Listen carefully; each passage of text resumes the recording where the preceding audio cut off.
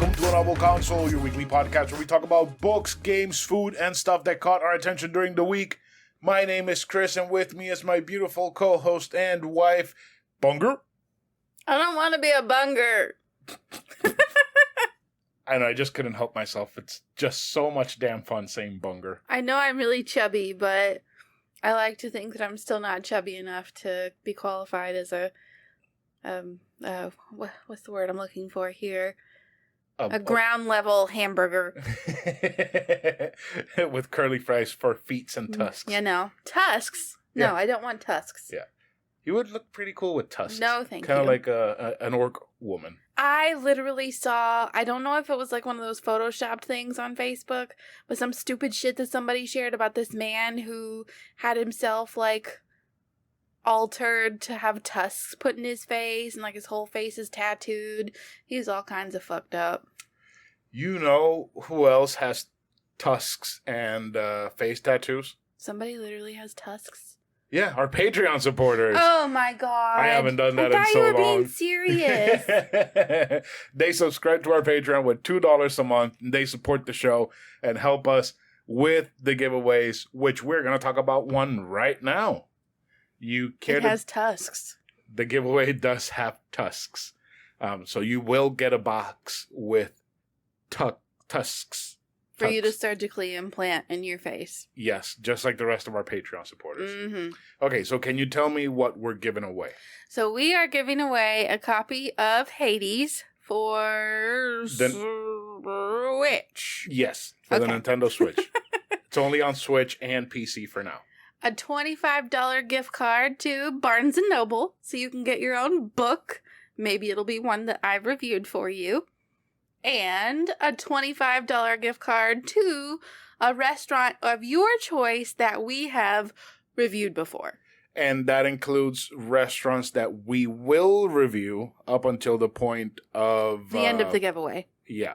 You can even choose the ones that we deemed garbage if you so choose to be cruel to yourself in that way. I mean, we will judge, but whatever. It's your choice. We will announce the winner on July 5th, along with the Patreon winner for what we're doing today. We'll explain that later. But basically, the way that it goes is you get one entry per follow on the socials, Facebook, Insta, Twitter, TikTok, whatever. And we're going to have extra instructions on the posts that we do have on our socials so that you can get more entries. One entry per follow with a comment on YouTube. 10 entries for joining our Patreon, which again, $2 a month, extra content, and you get to help influence the show and help with the giveaways that we do whenever we can. And you also get 10 entries per review and rating on Apple Podcasts and 10 per rating and review on Google Podcasts. Again, we'll run this for a month once we post it, and we'll announce the winner on July 5th. After Zelda month. After Zelda month, because, again, Zelda month starts in a week. So a week from when you listen to this episode, Zelda month should be out, right? Yeah. Like the first one. Yeah. Yeah. Yeah. But yeah, if you guys haven't played Hades, Hades is one of my favorite games of all time, and I am so excited that somebody else is going to get to play this game, and I want everyone in the world to play this game because it breaks all the conventions of what a fucking roguelike is, and it's so damn good. It's too good. And Carradine is horny for all the characters. Yeah, the art style's cool. Yeah. So we're having a short episode this week, right? Yes, because we gotta get mentally prepared for all of the Links and Zeldas and Hyrules and Ocarinas and Majoras, and that's all I know. And the times. Yeah, and the times. And we're also going up to Georgia this weekend, so we really needed to record this on a Friday, which it is. It's 9:10 p.m. right now while we're recording we this. waited for a rainstorm to pass. Yeah, because we sat down. We're like, all right, let's record. Rainstorm. All right, let's write out the episode. Rainstorm continues. We're done writing out the episode. Rainstorm is still going. So we'll get this. We'll beat this out, and we'll go into the backlog of doom. So, backlog of doom.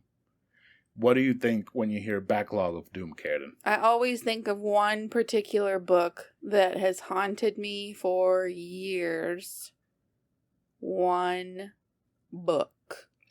And I have a shit ton of DS and 3DS games, so all of them are haunting me because the majority of them are RPGs, and I want to play all of them at the same time, but I can't. It's a struggle. It's a real struggle. So we are slowly going to tackle the Backlog of Doom.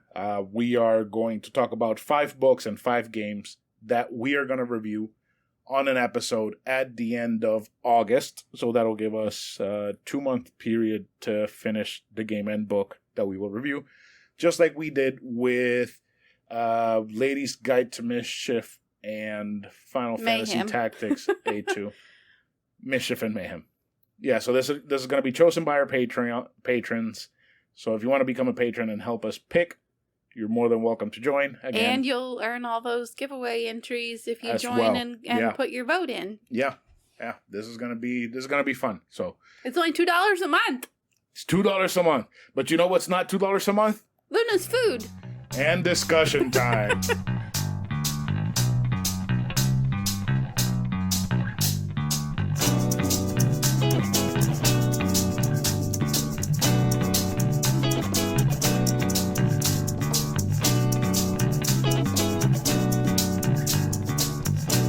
All right, so we're going to start out with Karen, as we always do, because ladies first. And Karen's first book is a book that I've badgered her on the show before to talk about, and she hasn't because... I keep putting it off. But I still think it's funny. Oh, God. So, when are you going to read The Thunderhead? It's not The Thunderhead. How many times do I have to tell you this? It is Thunderhead, not The Thunderhead. It is literally the only book in my stack today that does not begin with The. Okay. Thunderhead. So when are you going to read Thunderhead? Eventually. I might read it sometime before the end of August if our Patreon supporters decide. So, but basically it is Thunderhead by Neil Shusterman. It is the second book in the Arc of a Scythe series, the first book being Scythe. This book published back on January 9th of 2018 by Simon & Schuster, and my husband may have bought it for me the day it was published. I did. And I haven't read it yet. I've actually bought you this whole series. He did. And well, not as it published. He bought me Scythe because I requested it after it had published. Yeah, and I bought you the whole second series that he wrote after. Well, no, I don't know that he wrote it after, or but before. Another series of books by the same author. But basically, Arc of a Scythe, or the first book, Scythe, is like a utopian, dystopian society type situation. A bit of the synopsis is: a world with no hunger, no disease, no war, no misery. Humanity has conquered all those things and has even conquered death. Now scythes are the only ones who can end life, and they are commanded to do so in order to keep the size of the population under control. So basically your main character becomes a scythe and has to decide who to dole out death to. It's so good. That actually sounds like an awesome premise for a video game. It does, doesn't it? You should read these books and make a video game. So I'm not going to make a video game. You should make a video game. I have been thinking about making a video game, a short video game, but I have the idea perfectly. I'll tell you after we're done recording, but no. But I feel like this would lend itself well to like something like Hitman, where you have to kill specific targets, but this would be like... This is population control. Yeah. Mm-hmm. And it's your job. And everybody knows that it's your job. So, like, if you show up at their door, they freaking the fuck out. That's interesting. It was really, really good. This book is actually the book that got me out of my year-long reading slump, because when I went into my new job, the one that I'm in now... Right. I'd left a job where I had a lot of time to read during downtime. And I read a ton of books in that job, but then I switched to this one, and I did not read at home. I did not read at work on breaks. Nothing. I did not finish one book for an entire year. I think I remember that. Until you bought me this book, and I was hooked. And then I never finished the fucking series, and it's done. So yeah, it wasn't my goal to like lean or push our Patreon supporters in that direction, but I'm afraid I just did. It's not afraid. I need to finish this series. So for more context, because that book is a sequel and it does continue a story, you were going to review Scythe if you were to choose Thunderhead as my book, so you'll have the backstory. So I'm going to do exactly the same thing with my first game that I have on my backlog. What is that? That is Metroid Samus Returns. So if this game does win for the poll, I will review Metroid Zero Mission for Game Boy Advanced, just so that people can have context. And I think that would... I'm not going to push, because I really don't care which one picks, because these are all games that I want to play. It would be kind of cool to have an episode where we both prepare for that end of the month episode where we talk about both Scythe and Metroid Zero Mission. You're already putting ideas in their heads. We still got 4 games and books to go. I know, and believe me, the list only gets better. My list only gets better. I don't know about Carradin's. All right, so let's start off. My game is Metroid Samus Returns. This is the remake of Metroid 2 Return of Samus for the Game Boy. It is on 3DS. And basically the story follows Samus Aran as she explores the surface of SR-388 and kills all the Metroids and commits Metroid genocide. But it's cool because this game leads up to Super Metroid, which is probably one of the best Metroidvanias ever. And it also leads to Metroid 4, which is really fucking good, which is Metroid Fusion, which I do plan on covering one day because that game is just so damn good. I forgot how good all the books I picked for this are, and now I'm like, I don't know which one I want him to pick. That's why they're in the backlog. Do you feel that way? Yes, because... Okay, so... I'd be fine with any of them. So, 2 of these games I've never played. I'm not going to say which ones. Well, I'm probably going to say which ones. But all of these games, at least at some point, I have interacted with them. I know Metroid Samus Returns came out while I was driving semis. So really? So I did get stuck at a truck stop once for like a day or two. And I played and finished Metroid Samus Returns during that period. So it's a game that I've beaten before and beaten it recently since it did come out in 2018. But it is still a really good game. So I really want to play it again. But I also want to really play all these other games that I have here on this list. And I do have 2 Metroidvanias and I have 3 RPGs. So, yeah. Metroid. So, what's your next book? My next book is The Starless Sea by Erin Morgenstern. I actually have another book in my backlog, not today, by the same author, The Night Circus. You bought me that book. It's been on my DVR for a long time. I do remember buying you that book. I don't remember what it's about. So, Starless Sea, I'm super intrigued by this one, especially because I have a booksta friend, Stephanie, at dreams_in_blue. You know that every that's her time... handle.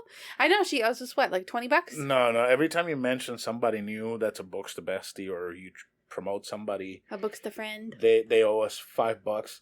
So that means that Keishla from Metamorphic. You owe us $5 for every single episode ever. Let me see how many episodes we have. We have 39 episodes. Let's include today, so that's 40. So that is 40 times 5. She owes us $200. You couldn't do that in your head. Oh, no. My Lord. I'm an idiot. What do you expect? You're not an idiot, but come on.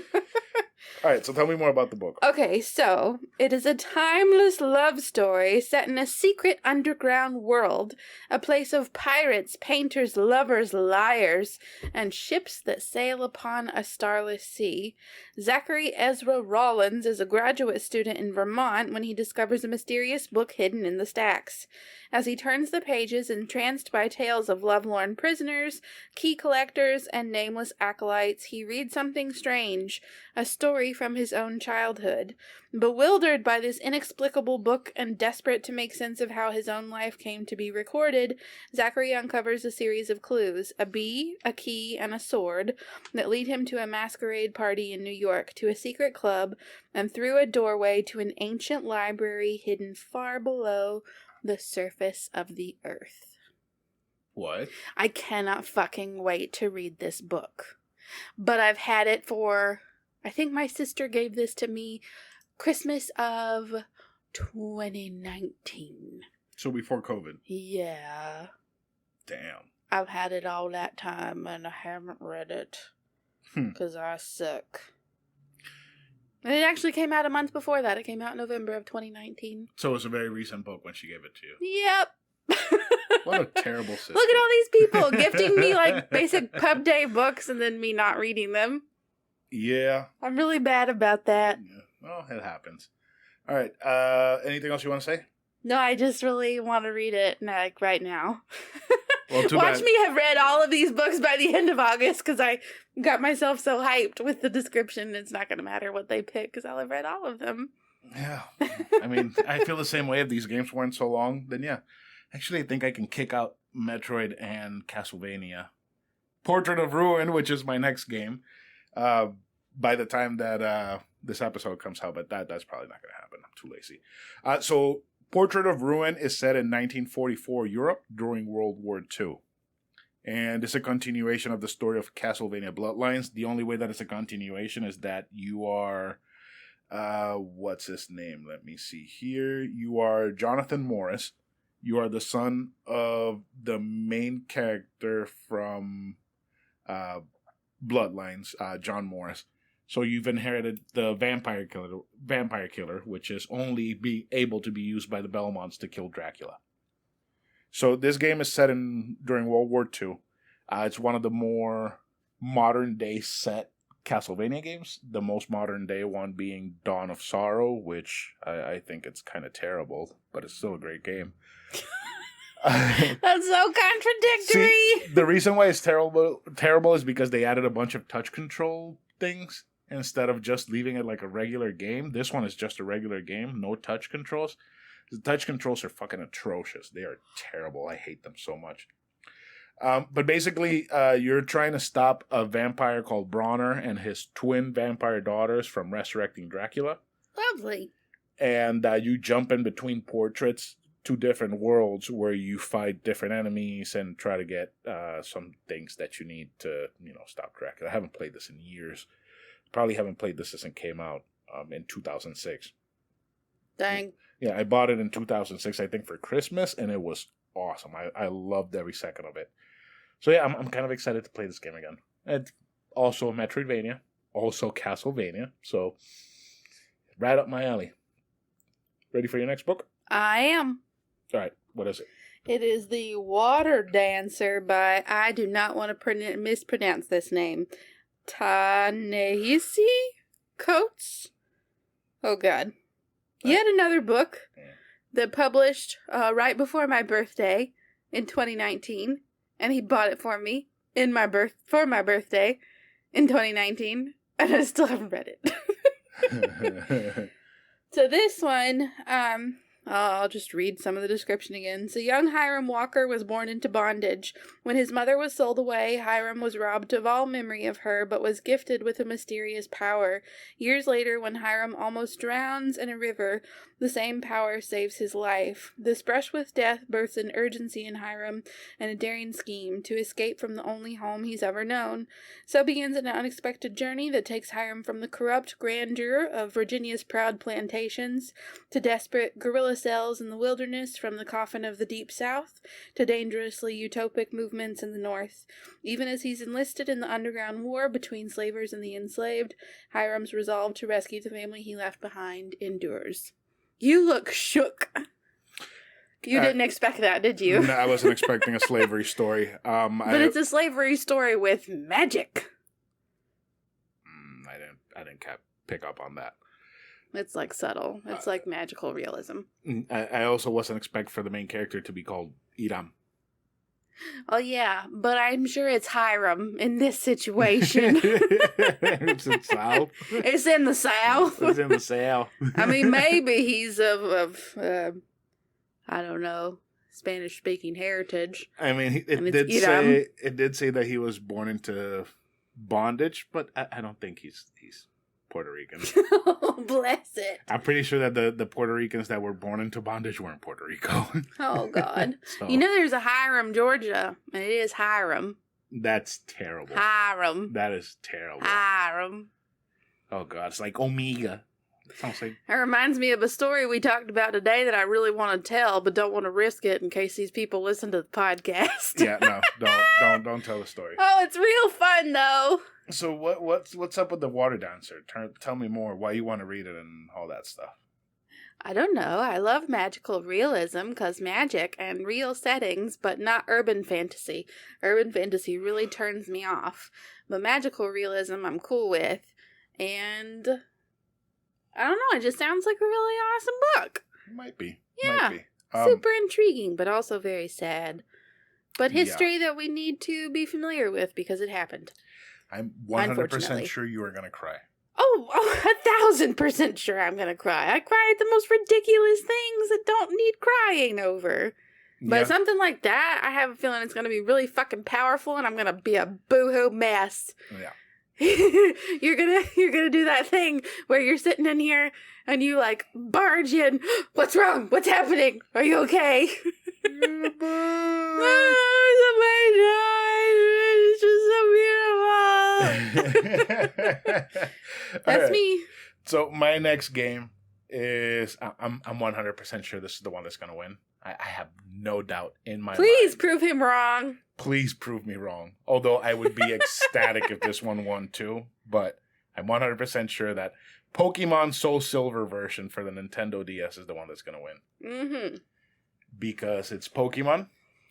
Because it's Soul Silver, which is a remake of Pokemon Silver. Actually, if you guys... I'm just going to put Soul Silver. I do have gold. I don't care. What's that thing on the front? That's Lugia. What's that? That's a Pokemon.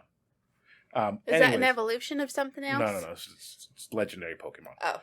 So I'm pretty sure it's going to win because not only is it a remake of the best Pokemon generation, which is Generation 2 is the best generation ever, but it's because it's the DS version of it. And this DS version has like all the great things that they did for Diamond and Pearl, but they also kept all the awesome things from the original Pokemon Silver. So, basically the story is you're a 10-year-old kid, you get your first Pokemon, go on an adventure, get all the badges, beat the gyms, beat the Elite Four, become the king. Then do it again in the Kanto region, which is the region from the first game, beat up everyone, beat up all their Pokemons, be a legend. And, be a legend! And never be heard from again because Hero, the main character from Pokemon Silver and Gold, has never been seen after, I think. So...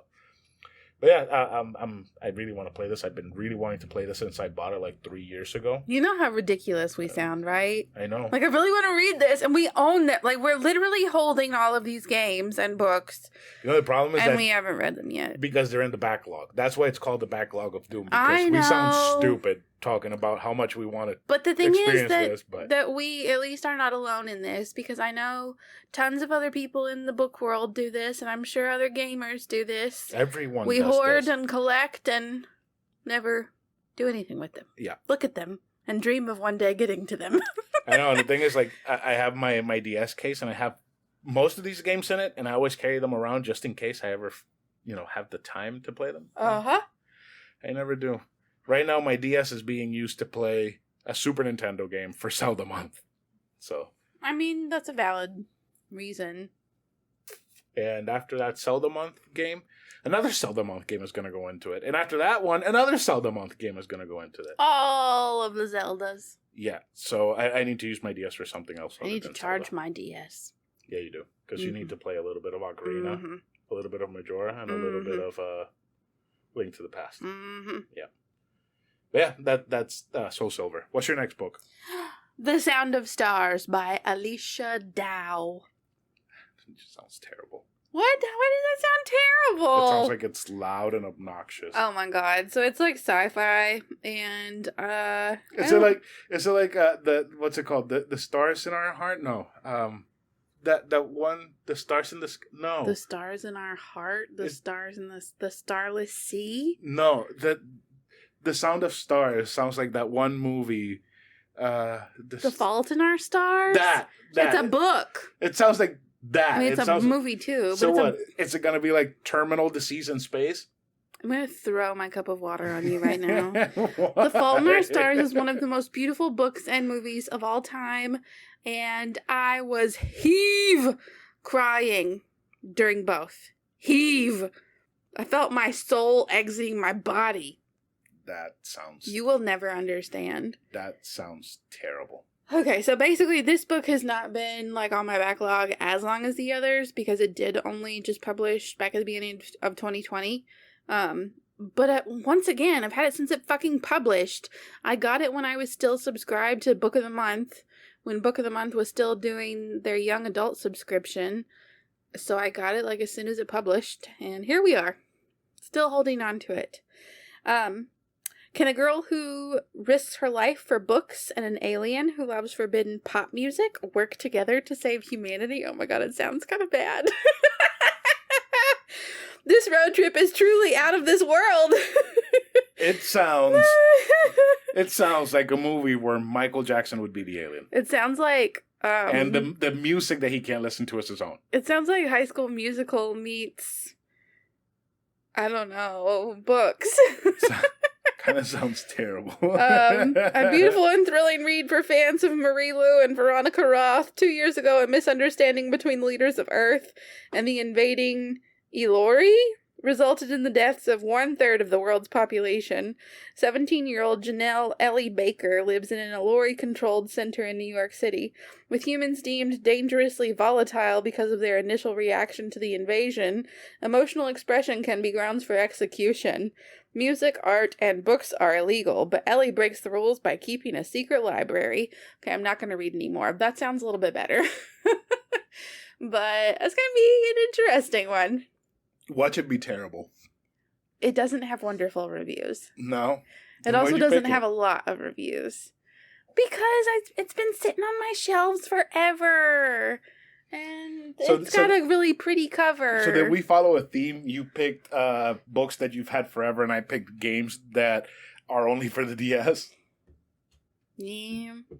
Okay, I guess that can work for both of us. I guess. But that sounds terrible. Watch them pick it, and it'll be like the Lady's Guide all over again. But terrible. You know what? I'll fucking DNF it this time if it is terrible. I'm not putting myself through that again. We can talk about aliens again, like we did on that episode. It'll be fitting. All right. So my next game is Dragon Quest VIII: Journey of the Cursed King.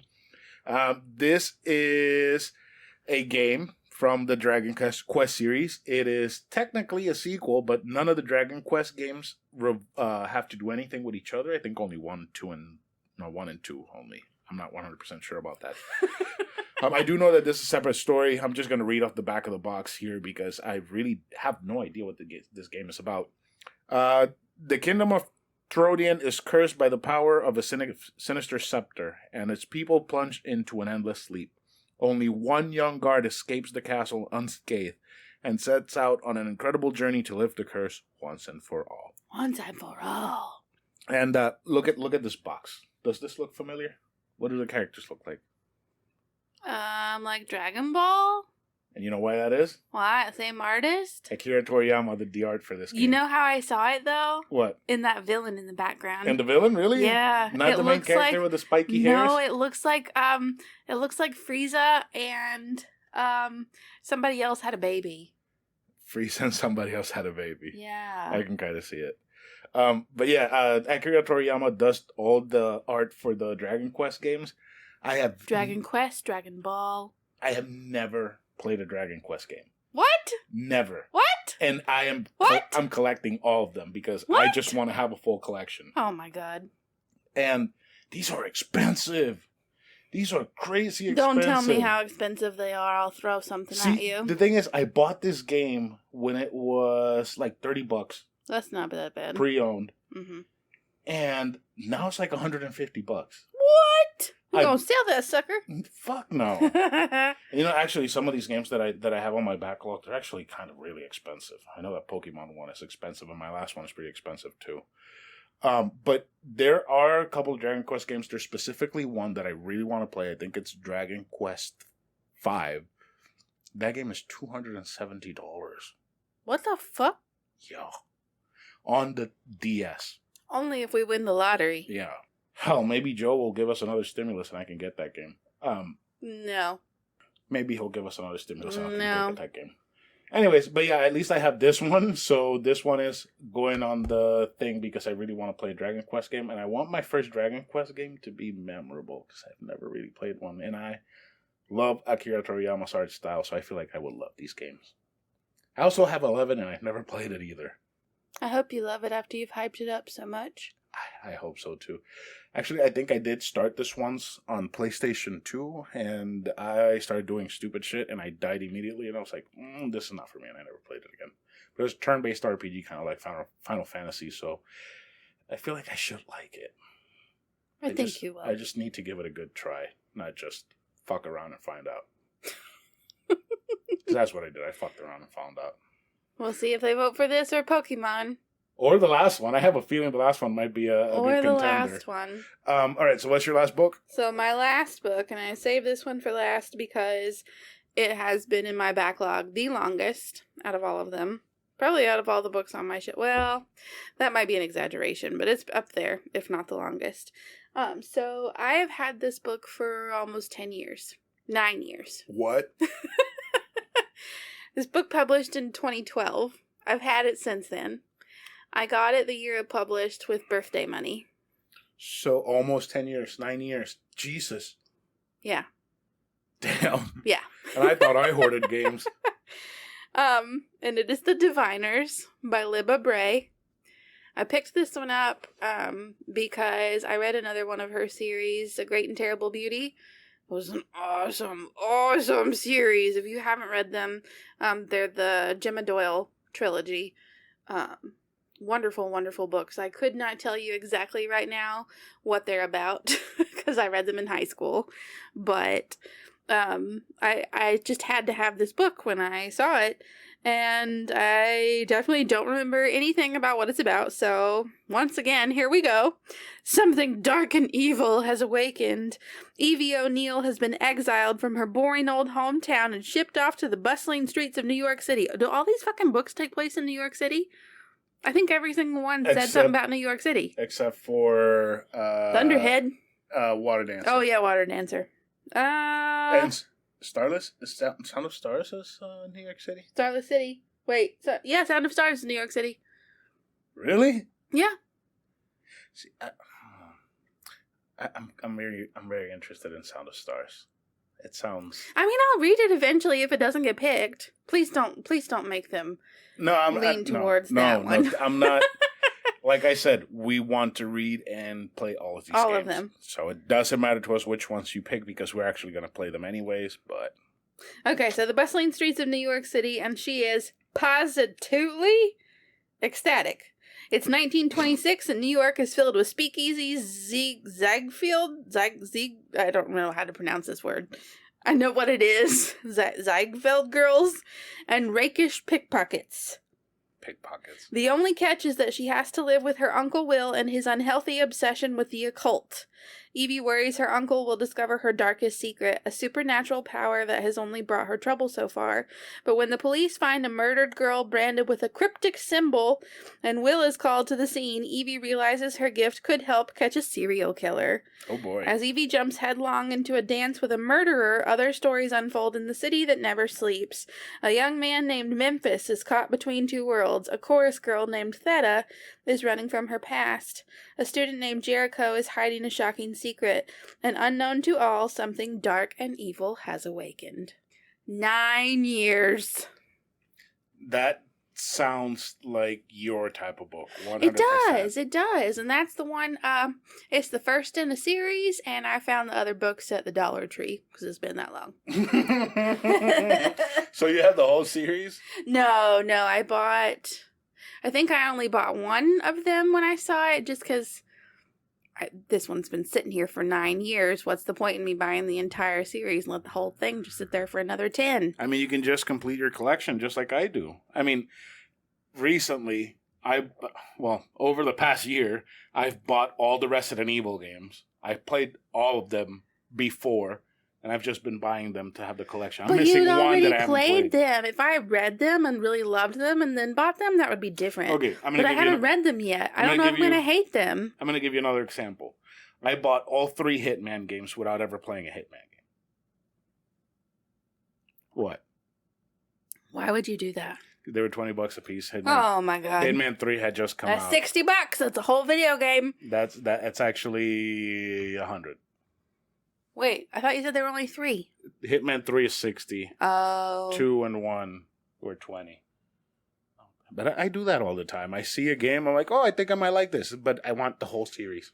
And I buy the whole series. That's why we don't have any money. No, that's why we're not having kids. Yeah. Because we won't have money for the children. Because we're going to be the nerdy-ass old people that have all the video games and all the books. You know, some people want to collect... Children. I have a coworker that wants child? I have a coworker that wants to collect all the children. He has 7 already. Oh God, that's awful. See, but some people want to collect like all their children's achievements. Some people want to collect like cars or antique stuff or whatever. Some people want to collect all the dogs in the world, but we want to collect video games and books. Yep. Because we're nerds. Yep. No shame. No. And you know what I have a little bit of shame about? What? My last game. Why do you have shame for that? I have never beaten this game. Oh. And this is a classic from the Super Nintendo era. What the fuck is that thing on the cover? That right there? No, to the left. This? Yeah. That's a monster. Oh. This is a frog.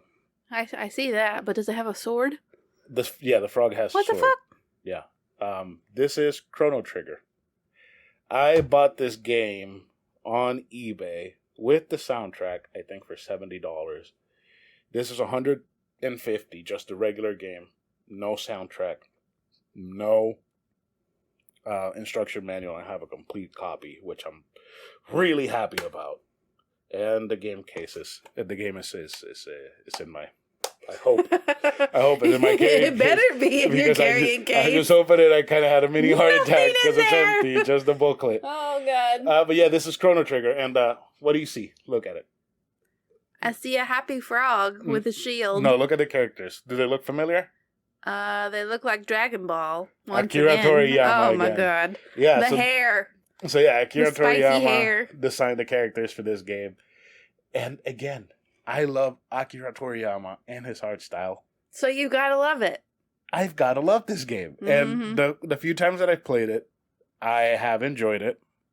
I did play it on Super Nintendo. I played it once on DS years ago. I found it for $20 years ago in Puerto Rico. 9 years ago? Probably longer than that. And I played a little bit, traded it in, and I've regretted it since because this game, oh my God, everything I've heard about this game, everything that I've seen, I think I know the entire story because I've watched a bunch of YouTube videos about it. And wow, it's one of the greatest RPGs of all time. And let me just read the back of the box here. It says, when a newly developed teleportation device malfunctions, young Chrono must journey through time to rescue a mysterious girl from an intricate web of past and present perils. Enhanced with dual screen presentation. That doesn't matter. That's just talking about how it plays on the DS. But basically, it's a time travel story where whatever you do in the past or in the future affects different time eras. And this is the type of game where if you beat it once, you don't have the full story. You have to beat it a couple of different times because I think, if I'm not mistaken, it has 25 different endings. So that's a lot. That's a lot. But again, the game is pretty short. So I wouldn't be mad if this game won. I wouldn't be mad if any of these games won. I wouldn't be mad if any of my books won. I would be a bit disappointed on our patrons if Pokemon wins, because that's you just said you're 100% positive the Pokemon's gonna win. Because of that. Oh my I want God. them to prove me wrong. But I don't care if Pokemon wins because I actually want to replay that game because it's so fucking good. I really don't know which one of mine is going to win because I think they all sounded pretty intriguing, but I am afraid that the Sound of Stars is going to win because it's the one that we said sounded bad. So what's your book be terrible and my game be long as shit? Isn't that what happened last time? Yeah. Look at us. If my game was long as shit because it was so fucking slow. Yeah. What was the name of that episode? Because I don't think people know that was the Patreon. Because we didn't mention it at all at any point that was the games that people in Patreon picked. We didn't? No. Are you sure? I'm 100% sure. A lady and an isekai? Isekai. Enjoy peanut butter burgers. There you go. Episode 8. And there's like... Wait, episode 8? Oh, episode 37. I was about to say, what the fuck? How did I see 8? Anyways, but that's the episode where your book was so terrible we just started talking about aliens. We just went downhill and on a tangent, as we actually often do, but that one was pretty... Woo! If we wouldn't have stopped it, I'm pretty sure we would have continued for the entire episode. Because we were going on a roll. I just hope that the aliens aren't xenomorphs. I think I said that then. I'll continue to say that. Yeah. I just hope that the aliens are not xenomorphs. See, I don't think they're gonna be. I don't think they're gonna be xenomorphs because xenomorphs. That would be awesome, right? Man, fix the fucking world. Mm-hmm. But I don't think it's gonna be xenomorphs because xenomorphs are not smart. Really? Because they seem pretty fucking smart and sneaky to me. Clever. But they're not smart. Yes, so they're like. Well, you know, a clever girl took out. A good chunk of people. Yep. Good chunk of people. See, being clever is not equal to being smart. So they're not going to be building rocket ships or spaceships or whatever to come down here. They're not going to figure out quantum physics to come to Earth. So unless they're weapons for another. We don't want to think about it. Bioengineered. I'm reading a book right now about I haven't quite gotten to the bottom of it, but it was written, I think, at the end of the 70s, early 80s, or late 80s, early 90s. I can't remember. But it seems like the Cold War, like, really turned into a full-blown war and destroyed the planet. And this alien nation comes and takes the survivors and is, like, conducting a trade, basically. They're giving these humans their knowledge, gonna put them back on Earth after they fixed Earth enough to put them back. But they're putting them back like in the fucking Amazon with no technology. And Jeff Bezos. Have to start over. Oh, God. Are you fucking kidding me? In an Amazon distribution center. And they're trying to figure out... they have to make the deliveries. 20 deliveries per hour. No bathroom breaks. You pee in the van in a pee cup. I'm just gonna get up and leave the room. I'm just gonna get up and leave. Oh, God. But basically, the humans that are still on this ship with them are trying to figure out what is in it for what is being traded here.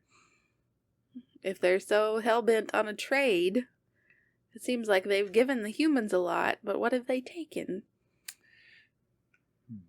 And they have, like, lots of tentacles. That's That's creepy. Yeah.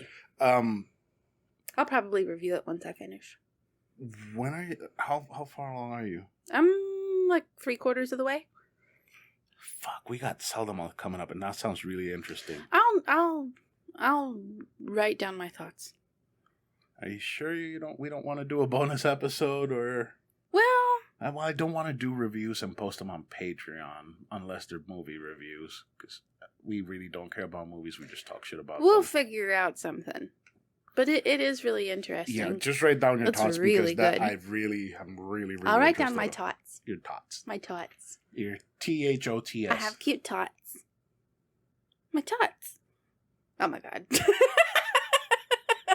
You don't want our listeners to think about my tots. No. My tater tots. No. I love eating tater tots. They're so yummy. You put cheese on them. All right. Okay. Weirdo. All right. Was I talking about tater tots or was I talking about tater tots? No. So, let's go into housekeeping and finish this. Okay. I should make you read. Nope. All right. Let's go into housekeeping. Go sign up for Patreon. That'll get you 10 entries into our giveaway. We're gonna be posting on all the socials. Probably by the time this episode comes out, all of the socials are gonna have the posts already. They're going to be pinned to the top, so you guys will find them easily. Do what they say if you want to enter. If you don't want to enter, you don't have to do it. But we'd appreciate it if you did, because you might win some free shit, which is always good. Or if nothing else, if you're willing to share them, we would appreciate that. Yeah, that would be also great. Remember to follow us on Instagram and Twitter at anovelconsole, and on Facebook at facebook.com/anovelconsole. Don't forget, you can also tell your friends that they can find the podcast on most major podcast streaming platforms, and that they can also listen on YouTube by searching for A Novel Console. Don't forget to tell them to subscribe, like, and comment. I always have problems with subscribe. Which we would like if they did like, subscribe, and commented. You should also leave us a review on Apple Podcasts and Google Podcasts so that more people can find us. And you can also email us at anovelconsole@gmail.com, and we will read your email on the show.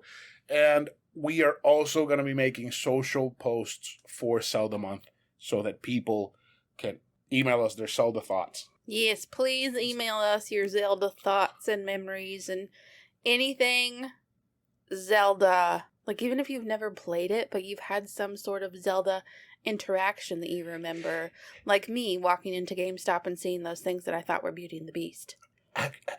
That's a good idea. I would also love if somebody that hates Zelda emailed us telling us why Tell they us hate it doesn't Zelda. have to be good. It can be bad memories that you hate it. What, like maybe... you hated Zelda so much and your sibling loved it and you went and smashed all their Zelda games to bits or something. I don't know.